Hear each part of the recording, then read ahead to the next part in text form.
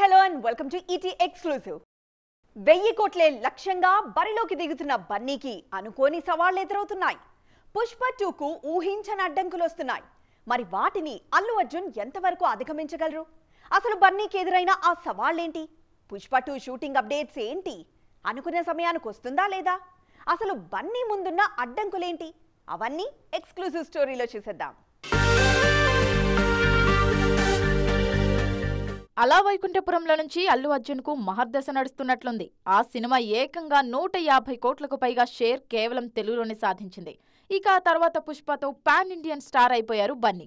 ఈ సినిమా 350 కోట్లకు పైగా వసూలు చేసి అల్లువారి అబ్బాయి రేంజ్ మార్చేయడమే కాదు, నేషనల్ అవార్డు కూడా తెచ్చింది. పుష్పకు వచ్చిన రెస్పాన్స్ చూశాక సుకుమార్లో ఇంకా జాగ్రత్త పెరిగింది.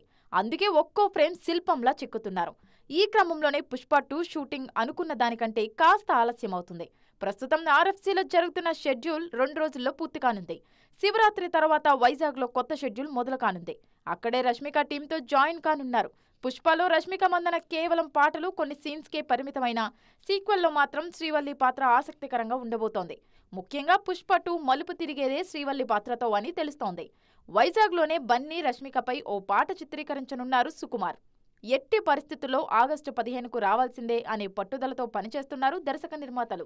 1000 కోట్లే లక్ష్యంగా బరిలోకి దిగుతున్నారు బన్నీ. అది జరగాలంటే హిందీ కలెక్షన్స్ ముఖ్యం. కానీ ఆగస్టు 15న పుష్ప 2కు పోటీగా సింగం అగైన్ వస్తుంది. అజయ్ దేవగన్, రణ్వీర్ సింగ్ లాంటి స్టార్స్ ఉన్నారు అందులో. ఇక తమిళంలో రజనీకాంత్, వెట్టయాన్, విజయ్ గోడ్ సినిమాలు ఆగస్టులోనే రానున్నాయి. వీటి నుంచి పోటీ తట్టుకుని నిలబడితే గానీ పుష్ప 2కు 1000 కోట్లు రావడం కష్టమే. పాన్ ఇండియన్ మార్కెట్ ఈ రేంజ్ లో పెరిగాక కూడా మన హీరోలంటే బాలీవుడ్ కు చిన్న చూపా? 1000 కోట్లు వసూలు చేశాక కూడా సౌత్ హీరోలను తక్కువగా చూస్తున్నారా? బాలీవుడ్ హీరోల బలుపుకు కారణమేంటి? ఏం చూసుకొని వాళ్ళకంత పొగరు? అంబానీ వేడుకలో రామ్ చరణ్ పై షారుఖ్ నోరు జారుడు దేనికి సంకేతం? ఏం చేస్తే బాలీవుడ్ కొమ్ములొంగుతాయి? మన టాలీవుడ్ జెండా బాలీవుడ్లో ఎగరడాన్ని అక్కడి హీరోలు ఇంకా జీర్ణించుకోలేకపోతున్నారు. మరీ ముఖ్యంగా షారుఖ్ ఖాన్ అయితే మరోసారి నోటి దురుసు చూపించారు. దేశమంతా టాలీవుడ్ హీరోలకు సలాం చెప్తుంటే కింగ్ ఖాన్ మాత్రం అంబానీ వేడుకలో మన గ్లోబల్ స్టార్ రామ్ చరణ్ను అవమానించారు. దీనిపైనే మెగా ఫ్యాన్స్ మండిపడుతున్నారు. అంబానీ ఇంట పెళ్లి వేడుకకు రామ్ చరణ్ వెళ్లారు. స్టేజిపై నాటు నాటు పాటకు సల్మాన్, షారుఖ్, అమీర్ డాన్స్ చేస్తుంటే రామ్ చరణ్ ఉన్న విషయాన్ని గుర్తు చేశారు నీతా అంబానీ. దాంతో షారుఖ్ వెంటనే రామ్ చరణ్ ఎక్కడున్నావని పిలిచారు. అక్కడితో ఆగకుండా ఇడ్లీ సాంబార్ తినేసి కూర్చున్నావా, బెండ్ ఇడ్లీ, రామ్ చరణ్ ఎక్కడున్నావ్ అంటూ పిలిచారు. ఇదే ఇప్పుడు వివాదాస్పదమైంది. షారుఖ్ పిలిచిన వెంటనే స్టేజ్ మీదకొచ్చిన చరణ్ ఖాన్స్ త్రయంతో కలిసి డాన్స్ చేశారు. అయితే చరణ్ను ఇడ్లీ సాంబార్ అంటూ హేళనగా పిలవడాన్ని ఉపాసన మేకప్ ఆర్టిస్ట్ జబా హసన్ తప్పుపట్టడమే కాకుండా ఇన్స్టాగ్రామ్ వేదికగా తన అభిప్రాయాన్ని తెలిపారు. చరణ్ లాంటి గ్లోబల్ స్టార్ను స్టేజ్ మీదకు పిలిచే విధానం ఇది కాదు. సౌత్ అంటే షారుఖ్ ఇంకా చిన్న చూపే అంటూ రాసుకొచ్చారు జబా హసన్. బెండ్ ఇడ్లీ రామ్ చరణా, నిన్ను వడాపావ్ షారుఖ్ అంటే ఊరుకుంటావా అంటూ ఫ్యాన్స్ ఫైర్ అవుతున్నారిప్పుడు. నీకు కలెక్షన్స్ కావాలి అన్నప్పుడు చెన్నై ఎక్స్ప్రెస్, జవాన్ అంటూ సౌత్ పై ఆధారపడి సినిమాలు చేస్తావు. మళ్ళీ మా హీరోలంటే చిన్న చూపా అంటూ బాద్షాతో బ్యాట్ బాల్ ఆడేస్తున్నారు సౌత్ ఫ్యాన్స్. చూస్తుంటే ఈ ఇష్యూను చరణ్ లైట్ తీసుకున్నా ఫ్యాన్స్ లైట్ తీసుకునేలా కనిపించడం లేదు. వార్ 2 షూటింగ్ మొదలైపోయిందా? ఓవైపు అయాన్ ముఖర్జీతో పాటు హృతిక్ రోషన్ వార్ 2తో బిజీ అయిపోతే ఎన్టీఆర్ మాత్రం ఇంకా ఇక్కడే ఉన్నారు. పైగా దేవర షూటింగ్ కూడా ఇప్పట్లో అయ్యేలా కనిపించడం లేదు. మరి వార్ 2 పరిస్థితి ఏంటి? అసలు ఈ సినిమా సెట్స్ లో జూనియర్ అడుగు పెట్టేది ఇప్పుడు. దేవర వార్ 2ను తారక్ ఎలా బ్యాలెన్స్ చేయబోతున్నారు? ఓవైపు దేవర షూటింగ్ నడుస్తూనే ఉంది. మరోవైపు నెక్స్ట్ ప్రాజెక్ట్స్ కోసం ఎన్టీఆర్ రెడీ అవుతూనే ఉన్నారు. కొరటాల శివ తెరకెక్కిస్తున్న దేవర పార్ట్ 1 షూటింగ్ లో ఏప్రిల్ 2వ వారం వరకు అందుబాటులో ఉంటారు తారక్. ఆ తర్వాత వార్ 2 వైపు వెళ్లనున్నారు ఎన్టీఆర్. ఇప్పటికే వార్ 2 షూటింగ్ మొదలైపోయింది. మార్చి 7 నుంచి జపాన్లో హృతిక్ పై షెడ్యూల్ ప్లాన్ చేస్తున్నారు. గతేడాది స్పెయిన్లో జరిగిన మొదటి షెడ్యూల్లోనూ కేవలం హృతిక్ ఒక్కడే పాల్గొన్నారు. ఇప్పుడు జపాన్లోని షావులిన్ టెంపుల్ దగ్గర జరగబోయే షెడ్యూల్లోనూ హృతిక్ మాత్రమే ఉన్నారు. ఎన్టీఆర్ మాత్రం ఏప్రిల్లోనే వార్ 2లో అడుగు పెట్టనున్నట్లు తెలుస్తోంది. ఈ మధ్య ముంబై వెళ్లి దర్శకుడు అయాన్ ముఖర్జీతో కథా చర్చలు జరిపారు తారక్. దేవర పూర్తయినా కాకపోయినా ఏప్రిల్ 2వ వారం నుంచి వార్ 2కు తారక్ డేట్స్ ఇచ్చారని తెలుస్తోంది. అక్టోబర్ 10న దేవర విడుదల కానుంది. అలాగే వార్ 2ను 2025 ఫస్ట్ హాఫ్లో విడుదలకు ప్లాన్ చేస్తున్నారు.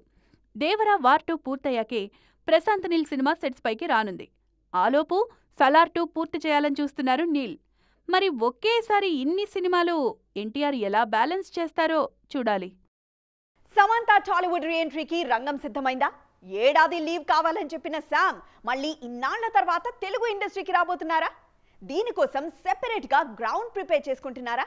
ఓ పాన్ ఇండియా హీరోతో 300 కోట్ల సినిమాతో తెలుగు ఇండస్ట్రీకి రానున్నారు సమంత. మరింతకీ ఏంటా ప్రాజెక్ట్? శామ్ సెకండ్ ఇన్నింగ్స్ ఎలా ఉండబోతోంది? ఖుషీ తర్వాత సినిమాలకు దూరంగా ఉన్నారు సమంత. అయితే అవన్నీ ఎప్పుడో సైన్ చేసిన సినిమాలే. 2 ఏళ్లుగా ఈమె ఏ కథలు వినట్లేదు, కొత్త సినిమాలు చెయ్యట్లేదు. పైగా ఏడాది సెలవు కావాలంటూ దర్శక నిర్మాతలని కోరారు శామ్. అందులో భాగంగానే తీసుకున్న అడ్వాన్స్లను కూడా వెనక్కిచ్చేశారు సమంత. ఈ మధ్య సోషల్ మీడియాలో యాక్టివ్ అయ్యారు సమంత. మళ్లీ సినిమాల్లోకి వచ్చేందుకు సిద్ధమవుతున్నారు. దీనికోసమే గ్రౌండ్ ప్రిపేర్ చేసుకుంటున్నారు. ఈ క్రమంలోనే అల్లు అర్జున్ తన యాక్టింగ్ ఫేవరెట్ అంటూ చెన్నైలోని ఓ ఈవెంట్లో చెప్పారు సమంత. అసలు విషయం ఏంటంటే పుష్ప 2తోనే సమంత రీఎంట్రీ ఉండబోతోందని ప్రచారం జరుగుతోంది. పుష్పలో ఊ అంటావా అంటూ దేశాన్ని ఊపేశారు సమంత. ఇప్పుడు సీక్వెల్లోనూ తళుక్కున మెరవబోతున్నారు శామ్. పుష్ప 2 స్పెషల్ సాంగ్ లో జాన్వీ కపూర్ సమంత చిందైపోతున్నట్లు తెలుస్తోంది. ఇన్నాళ్లు తెలుగు కంటే హిందీ పైన ఫోకస్ చేసిన శామ్ ఇప్పుడు మళ్లీ జై బోలో టాలీవుడ్ అంటున్నారు. మరి ఈమె ప్రయత్నాలు ఎంతవరకు ఫలిస్తాయో చూడాలి. హీరోయిన్స్ రెమ్యూనరేషన్ ఒక్కసారిగా ఢమాలని పడిపోవడం వెనక అసలు కారణమేంటి? కోట్లలో ఉన్న పారితోషికాలు కాస్త లక్షల్లోకి ఎందుకొచ్చాయి? గొంతెమ్మ కోరికలు కోరుతూ కోట్లిస్తే కానీ సైన్ చేయని ముద్దుగుమ్మలకు ఈ రేంజ్ షాక్ ఎందుకు తగిలినట్లు? పడిపోయిన non theatrical rights heroines remunerations పై ప్రభావం చూపిస్తున్నాయా? ఆ హీరోయిన్ 4 కోట్లు తీసుకుంది, ఈ హీరోయిన్ 3 కోట్లు తీసుకుంది అంటూ ఇండస్ట్రీలో నిన్న మొన్నటి వరకు వార్తలొచ్చేవి. కానీ ఇప్పుడు సీన్ మొత్తం మారిపోయింది. సాయి పల్లవి లాంటి ఒకరిద్దరు హీరోయిన్స్ మినహాయిస్తే ఎవరికీ కోటి కూడా పారితోషికం అందట్లేదు. సడన్ గా పడిపోయిన ఓటీటీ రైట్స్ ప్రభావం హీరోయిన్ల పారితోషికాలపై దారుణంగా చూపిస్తోంది. నాన్ థియేట్రికల్ బూమ్ లో ఉన్నప్పుడు హీరోయిన్స్ అడిగినంతా ఇచ్చారు నిర్మాతలు. కానీ ఓటీటీ స్ట్రీమింగ్స్ కి ముందున్నంత డిమాండ్ ఇప్పుడు లేదు. పైగా ఆడియన్స్ ఎక్కువగా ఫ్రీ కంటెంట్ వైపు వెళుతున్నారు.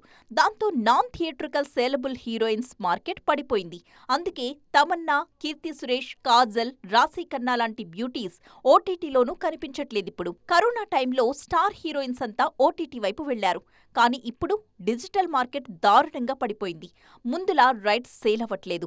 పైగా శ్రీలీల, కృతి శెట్టి లాంటి వాళ్లంతా ఒక సీజన్లో మెరిసి మాయమైపోతున్నారు. పూజా హెగ్డే, సమంత, తమన్నా టైం అయిపోయింది. అందుకే మునుపట్ల హీరోయిన్లకు కోట్లు సమర్పించడానికి నిర్మాతలు సిద్ధంగా లేరు. పూజా హెగ్డే కూడా ఆ తిప్పలు తప్పట్లేదా? 2 ఏళ్లుగా అవకాశాల కోసం చూసి చివరకు ఈ భామ కూడా అదే నిర్ణయం తీసుకుంటున్నారా?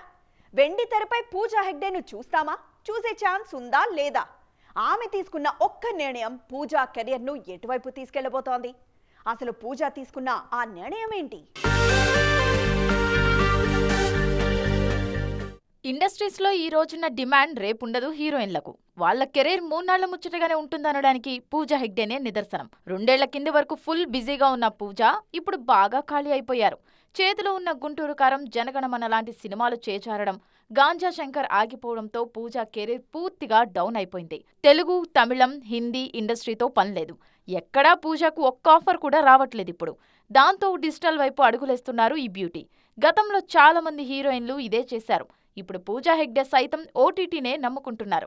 తమిళ దర్శకుడు అజయ్ జ్ఞానముత్తు తెరకెక్కించబోయే వెబ్ సిరీస్ కు సైన్ చేశారు ఈ భామ. ప్రముఖ ఓటీటీలో పూజా హెగ్డే సిరీస్ రానుంది. ఇది గాని సక్సెస్ అయితే పూజా కెరీర్ డిజిటల్లో వెలిగిపోవడం ఖాయం. తమన్నా, శృతి హాసన్, కాజల్ లాంటి సీనియర్ హీరోయిన్లు వస్తే సినిమాలు లేదంటే వెబ్ సిరీస్లతో హాయిగా కెరీర్ గడిపేస్తున్నారు. పూజా కూడా ఇదే దారిలో వెళ్తున్నారు. మరి ఈమెకు ఓటీటీ ఎంతవరకు సెట్ అవుతుందో చూడాలి.